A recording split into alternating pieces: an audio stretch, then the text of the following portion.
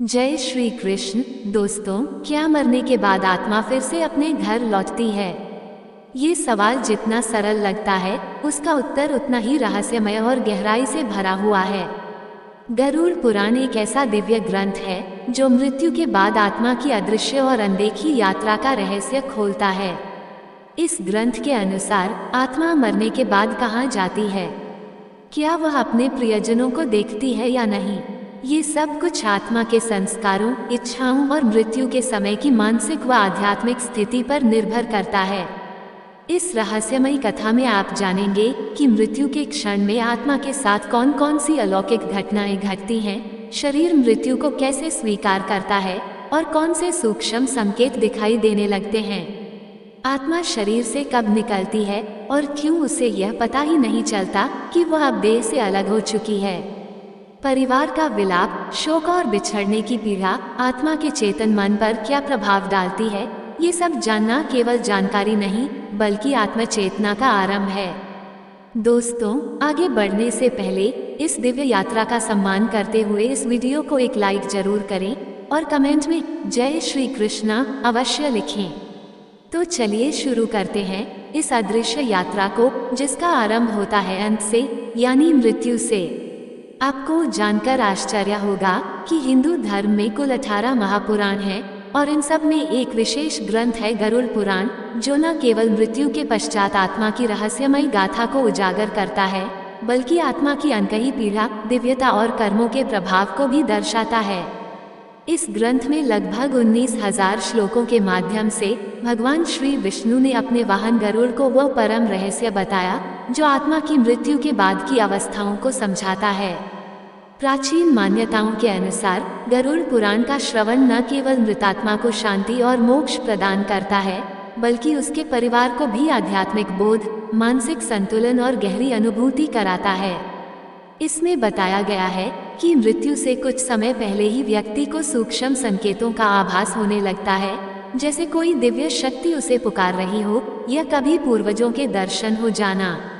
शरीर धीरे धीरे शिथिल पड़ने लगता है, ठंडक सबसे पहले पैरों से आरंभ होकर सिर तक पहुंचती है और सांसों की गति असामान्य हो जाती है, कभी तेज कभी मंद। कभी कभी मृत्यु से कुछ क्षण पूर्व व्यक्ति के चेहरे पर एक अलौकिक तेज दिखता है, जैसे उसकी आत्मा दिव्यता से भर उठी हो। जब जीवन की लौ बुझती है तब आत्मा ऊर्जा की उस अंतिम तरंग से बाहर आती है, लेकिन उसे यह ज्ञात नहीं होता कि वह अब शरीर से अलग है। शुभ कर्म करने वालों की आत्मा सहजता से निकल जाती है, पर जिनके पाप अधिक होते हैं उनके लिए ये क्षण पीड़ादायक और क्लेशपूर्ण बन जाता है। आत्मा के निकलते ही शरीर मौन और शीतल हो जाता है, पर आत्मा भ्रम में रहती है, मैं जीवित हूँ पर मुझे कोई देख क्यों नहीं रहा। वह अपने परिजनों को देखती है, बोलती है, पर उसकी आवाज शून्य में विलीन हो जाती है। उसे लगता है जैसे वह कोई स्वप्न देख रही हो, परंतु ये स्वप्न नहीं, उसकी चेतना की एक नई स्थिति होती है। जब घर में रोने धोने की आवाजें गूंजती हैं तो आत्मा उन्हें चुप कराना चाहती है, मैं यही हूँ। वह कहना चाहती है पर कह नहीं पाती, वह केवल हवा में कांपती है। कुछ आत्माएं बेचैन हो जाती हैं, पीड़ा में तड़पती हैं और वे हवाओं को हिलाने लगती हैं, दरवाजे खटकने लगते हैं और वे परिजनों के स्वप्नों में उतर आती हैं, एक संदेश देने के लिए, एक आस लिए कि उन्हें शांति दी जाए। ये रहस्य न केवल मृत्यु का है बल्कि जीवन के गहन अर्थ का भी संकेत देता है। अब जानते हैं यमदूत कब और कैसे आते हैं। आत्मा मृत्यु के कुछ समय बाद एक नई हलचल को अनुभव करती है। अचानक उसे महसूस होता है कि कोई अदृश्य, दृष्टि से परे शक्तियां उसके समीप आ रही हैं। यदि आत्मा पुण्यवान हो तो उज्जवल तेजों में देवदूत उसे सम्मानपूर्वक स्वर्ग की ओर ले जाते हैं, परंतु यदि उसके कर्म अंधकार में रहे हों तो भयंकर यमदूत आते हैं जो उसे पकड़कर चीखों और भय के मध्य नरक की दिशा में ले जाते हैं। परंतु ये यात्रा यहीं समाप्त नहीं होती। सबसे पहले आत्मा को उसके संपूर्ण जीवन का दर्पण दिखाया जाता है। हर पुण्यकर्म उसकी चेतना में संतोष और प्रकाश की लौ जलाता है, वहीं हर पापकर्म उसे डर और पश्चाताप से भर देता है। यमदूत धीरे से कहते हैं, अब तुम्हारा समय इस लोक में समाप्त हुआ। दोस्तों, अब आइए जानते हैं वह रहस्य जो आत्मा मृत्यु के बाद के 13 दिनों तक अनुभव करती है। गरुड़ पुराण कहता है कि आत्मा मृत्यु के बाद भी 13 दिनों तक इसी लोक में रहती है, लेकिन वह स्थिति सामान्य नहीं होती। वो एक गहन और अदृश्य यात्रा का आरंभ होता है। पहले 3 दिन भ्रम, मोह और अज्ञान का समय होता है। आत्मा अपनी मृत्यु को स्वीकार नहीं करती। वह घर में ही भटकती है, अपने प्रियजनों से बात करना चाहती है, पर उसकी आवाज कोई सुन नहीं सकता। यदि मृत्यु दुखद या हिंसक रही हो तो आत्मा बेचैनी, दर्द और उलझन में घिर जाती है। चौथे से 10वें दिन तक आत्मा को धीरे धीरे सत्य का बोध होने लगता है। उसे महसूस होता है कि वह अब शरीर का हिस्सा नहीं रही। यदि परिवार द्वारा धार्मिक विधि विधान अनुसार क्रियाएं की गई हों तो आत्मा को थोड़ी राहत मिलती है, परंतु जिनकी इच्छाएं अधूरी रह जाती हैं, उनकी आत्मा अशांत और अस्थिर रहती है। 11वें से 13वें दिन तक आत्मा के लिए विदाई का समय आता है। पिंडदान और श्राद्ध उसके अगले लोक के द्वार खोलते हैं। जिसने जीवन में धर्म और पुण्य कमाया होता है, उसे देवदूत स्वर्ग की ओर ले जाते हैं, जबकि जिसने पापों का बोझ संचित किया हो, उसे यमदूत नरक की ओर ले जाते हैं। अब जानते हैं कि आत्मा कैसे देती है संकेत। जब कोई आत्मा मोह में बंधी होती है तो वह रहस्यमय इशारे छोड़ती है, जैसे सपनों में आना, घर में अदृश्य सुगंध फैलना, बिजली का अपने आप जलना बुझना, अचानक ठंडी हवा का बहना। ये सब आत्मा की मौन पुकार हो सकते हैं। गरुड़ पुराण बताता है कि मृत्यु के बाद आत्मा स्थूल शरीर छोड़ देती है, पर उसकी चेतना बनी रहती है। वह देख सकती है, सुन सकती है, पर कह नहीं सकती, क्योंकि अब उसके पास ध्वनि उत्पन्न करने वाले शारीरिक उपकरण नहीं होते।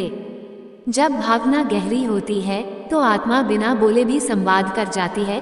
कभी वह स्वप्नों में आती है, कभी कोई दिव्य गंध महसूस होती है, कभी उपकरण अपने आप बंद चालू हो जाते हैं। ये सब आत्मा के मौन संकेत होते हैं। मोक्ष प्राप्त आत्मा परमात्मा में विलीन हो जाती है और फिर वापस नहीं लौटती।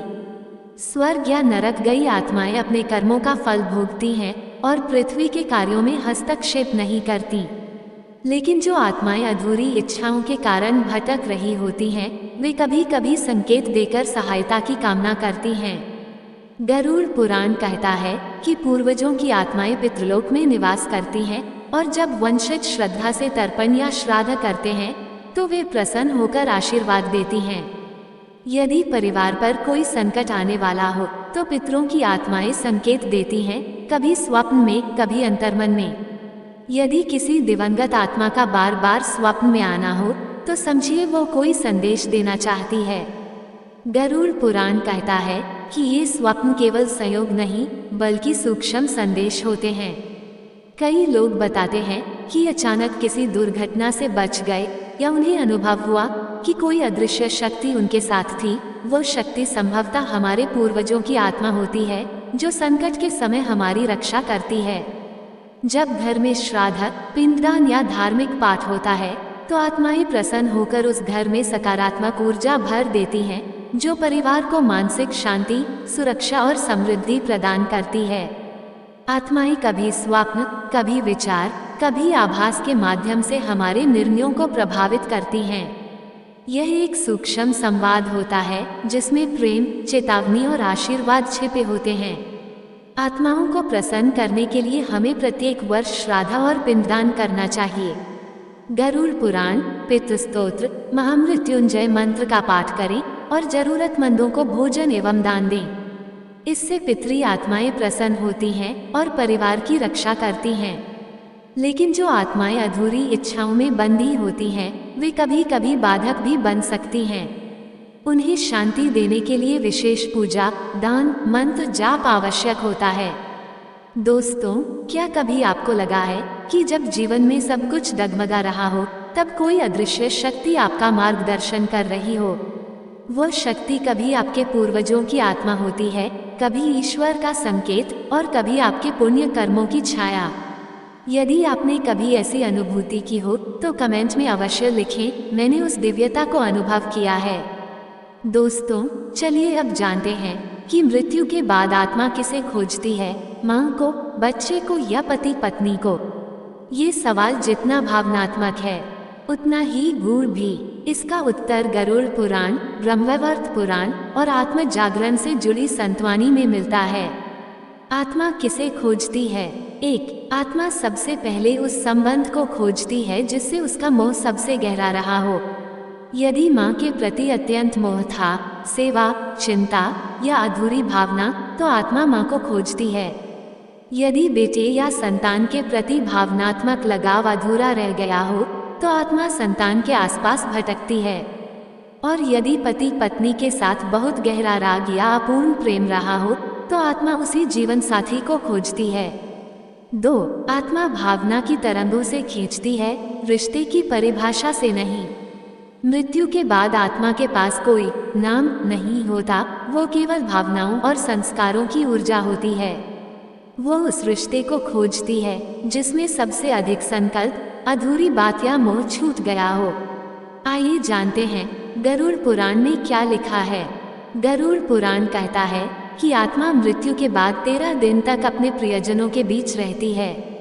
वो हर जगह जाती है, माँ के पास, पत्नी के पास, बेटे के पास, उस घर के कोने कोने में जहाँ उसकी यादें बसी थीं। लेकिन अंततः वही जगह उसे खींचती है जहाँ उसका मन सबसे अधिक अटका होता है। इसे एक उदाहरण से समझते हैं। एक माँ जो अपने बच्चे को छोड़कर गई, आत्मा बार बार उस बच्चे के सपनों में आ सकती है। एक पत्नी जो पति की सेवा करना चाहती थी पर असमय मृत्यु हो गई, वो पति की हर पीड़ा को महसूस करती है। एक वृद्ध जिसे जीवन भर माँ की ममता की तलाश रही, मरने के बाद वही आत्मा माँ को ढूंढती है। मृत्यु के बाद आत्मा माँ, बेटा या पति पत्नी में से उसी को खोजती है जिससे सबसे अधिक प्रेम, मोह, पीड़ा या अधूरी भावना जुड़ी होती है। भावनाएं जहाँ गहरी होंगी, आत्मा वहीं खींची चली जाएगी, वो संबंध चाहे कोई भी हो। दोस्तों, यदि आज की यह रहस्यमयी यात्रा आपके हृदय को स्पर्श कर गई हो, तो कृपया इस वीडियो को श्रद्धा के रूप में साझा करें। और यदि आप चाहते हैं कि ऐसे ही दिव्य सत्य आपके जीवन को आलोकित करते रहें, प्रेम से बोलिए जय श्री हरि विष्णु। ऐसे ही और भी रोचक और आध्यात्मिक वीडियो के लिए चैनल को सब्सक्राइब कर लें। दोस्तों, आपको ये कथा कैसी लगी कृपया कमेंट करके जरूर बताएं। वीडियो पसंद आया हो तो लाइक करें और अपने दोस्तों के साथ शेयर करें। कमेंट बॉक्स में जय श्री कृष्ण लिखना ना भूलें। फिर मिलते हैं एक और दिलचस्प वीडियो के साथ। धन्यवाद। जय श्री कृष्ण।